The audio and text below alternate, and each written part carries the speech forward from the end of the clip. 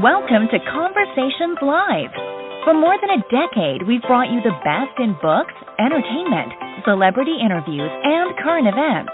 When the movers and shakers of the world have something to say to you, they say it to us first. Here's your host, Cyrus Webb. Welcome back, everyone, to Conversations Live. I'm your host, Cyrus Webb. Glad you all could join us once again. For a radio audience tuning in at WYAD 94.1 FM and WYADonline.com, we're glad that you all can be with us. Also tuning in online worldwide, thanks to our podcast at iHeartRadio and Amazon Music. We're glad you all could be with us as well. This is part of a News You Can Use segment here at WYAD, and today we're talking about a rare disease that can cause unpredictable and potentially debilitating symptoms that affects individuals in a way that a lot of us may not even realize. It's called indolent systemic mastocytosis. Here to talk to us about it, we're excited to welcome someone who's actually been living with this disease. We have Suki Tipp joining us, as well as our clinician, Dr. Pankit Vachhani.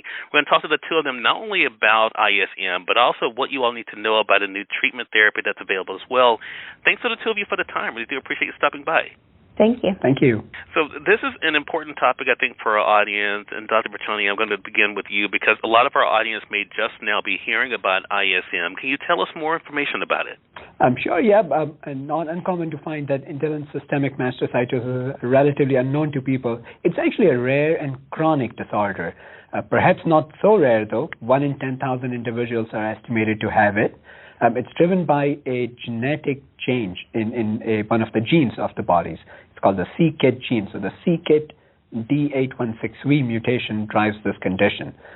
Those who have it are prone to having numerous symptoms, and that those could be having flushing or redness or inflamed skin to different triggers, skin lesions per se, or itching. Also having brain fog and headaches or dizziness is a very common thing for patients. GI symptoms can also be an issue. These could be with or without triggers, including nausea, abdominal bloating, heartburn, and also bone pain, fatigue, and anaphylaxis episodes is another thing that patients can have. Suki, as I mentioned, you're someone who has been dealing with this rare disease. Can you tell us about your own battle with your health and when you started noticing symptoms? Yeah, so I started noticing symptoms. A major reaction for me, or anaphylaxis, was about 6 years ago after a wasp sting, and I woke up in the emergency room. It was very terrifying. And then I started noticing other things that, like the itching or the fatigue and the GI issues, like basically all of the ones that Dr. Vachhani was explaining, I was experiencing. And it's been a wild ride with it. Yeah, and I think for our audience out there who may just be hearing about this, Suki, as Dr. Vachhani mentioned, it's not something that is very known. Once you received your diagnosis of ISM, how did you feel? I was actually just really relieved. I was relieved to have an answer, and then we were able to move forward. I was able to find a great medical team that I trust, and that we were able to have support from family and friends to find a treatment plan that worked for me. And I would encourage anyone else out there to do the same. Find a medical team that you trust and find a path that works for you. Dr. Vachhani, I want to go back to you because one of the reasons why the two of you are with us is because of the first FDA-approved treatment option for ISM, and that is Ayvakit. What can you tell us about Ayvakit and what makes it an advance for patients? So Ayvakit is an oral drug. It's FDA-approved as of 2023. What it does is it targets the genetic alteration of this condition, which is the c-KIT, the mutant or the abnormal c-KIT protein.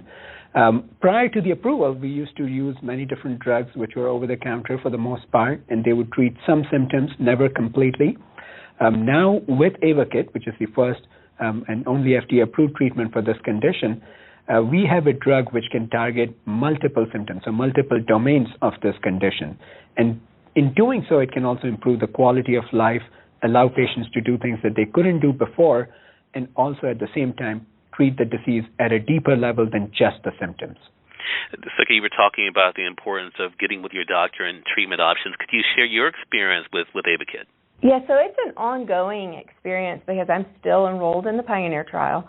And I have had, minor side effects here or there, But overall, I am able to enjoy life in a way that maybe I'd taken for granted before, and I'm able to go be in public with around things that were very triggering, and they're not as triggering anymore, or maybe not at all. And that's going to vary for everybody. Everybody's going to be different, but for me, the experience has been a wonderful experience. I've been able to go to graduations or sporting events with my kids, go to dinner with my husband, or even go to the grocery store. So for me, it's going well. Well, Suki, as Dr. Vachhani mentioned, this is something that is so rare. So what would you tell other people, based on your experience living with ISM, that may help them?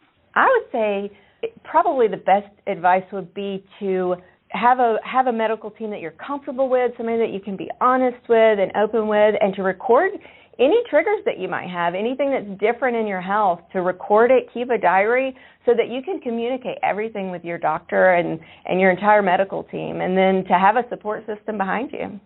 Well, I really appreciate the two of you coming on to share with our audience some more information about ISM and, of course, about Ayvakit, the treatment therapy that's available. Dr. Vachhani, can you let our audience know where can they go for more information? Absolutely, yep. Go to ayvakit.com. That's AYVAKIT.com. And also, of course, speak with your healthcare team, your doctor. They should be able to provide you more information about the disease and the drug. Just be your own advocate for that. And we'll make sure that we link that up for our audience. Again, Suki and Dr. Vachhani, thank you so much again for the time. Really appreciate it. Looking forward to having you back on the program again. Thank you. Thank you. And we thank you, our audience, for tuning in to another great segment of Conversations Live, part of a News You Can Use segment here at WYAD. Until next time, I'm your host, Cyrus Webb, saying, as always, enjoy your day, enjoy your life, enjoy your world. Thank you all for choosing Conversations Live. Let us go make today amazing. Take care.